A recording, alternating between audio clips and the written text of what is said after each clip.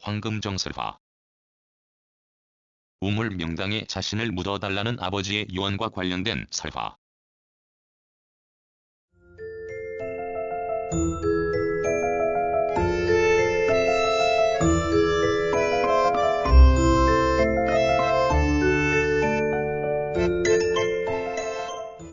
풍수전설의 하나로 우물 명당 이야기라고도 한다.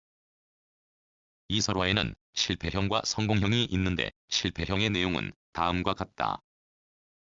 아버지가 우물 명당을 말하려고 할 때 어머니가 곁에 있으므로 아들이 쉰 여기에 남이 있습니다.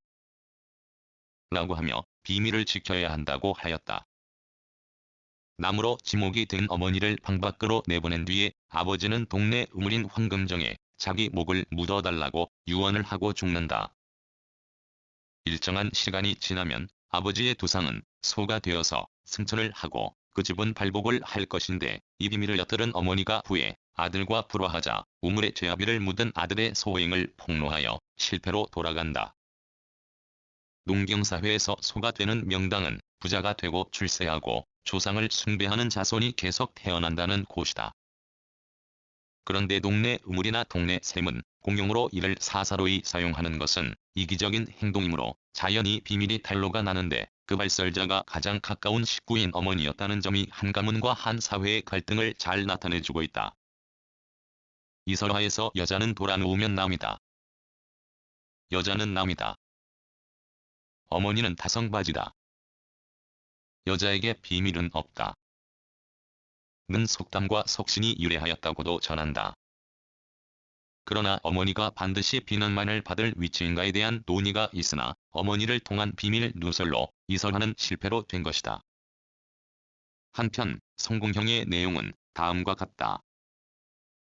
아버지가 큰아들과 둘째 아들에게 우물 명당에 묻어달라는 유언을 하자 거절당하였으나 막내 아들은 부명에 절대 순종을 해야 한다는 효심에서 기어이 아버지의 두상을 비밀리에 우물 명당에 묻고는 이내 집을 떠나서 정처 없이 길을 가게 된다.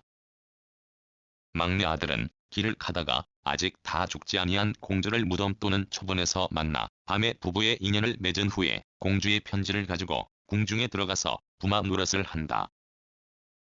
공주가 환생하여 인간 세계로 돌아오는 기간을 기다려서 부마가 된다. 다른 이야기로는 대국의 천자 또는 왕이 되기도 한다. 죽은 여자가 대감에 따를 때는 대감의 사위가 되어서 출세를 한다. 민담에서는 보물을 얻어 부자가 되었다고도 한다. 또한 아버지의 시신을 묻는 곳은 우물 명당 대신에 위험한 폭포수 속이거나 폭포수 뒤에 동굴 또는 강 건너 바위 밑이기도 하다. 이 명당 설화는 물을 이겨야 하는 위험이 있고 어지간한 효성이 아니면 실천을 하기 어렵다. 또한 아버지의 유언을 조금도 의심해서는 안되며 명당을 쓴 후의 보상에 대해 자신을 할 수 없는 등 많은 난관이 내포된 전설로서 자식의 도리가 어떠해야 되는가를 잘 표현하고 있다. 수하라도 무릅쓰고 아버지의 명을 지켜야 하는 자식의 도리와 그러면 지극한 복을 받는다는 인과는 윤리를 배경으로 존재하는 한국인의 심성이 잘 드러나는 것이다. 이때 황금정은 자식이 실천할 어려운 효행이라는 의미를 가진다. 이 같은 실패형과 성공형이 제시하는 바를 통해서 효도, 공익, 출세, 가족 등을 절실하게 이해할 수 있다. 출처 한국민족문화대백과 사전.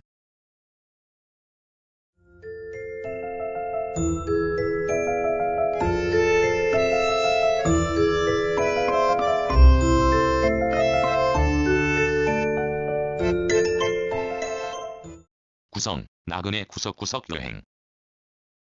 낭독, 글 읽어주는 강지식. 들어주셔서 고맙습니다.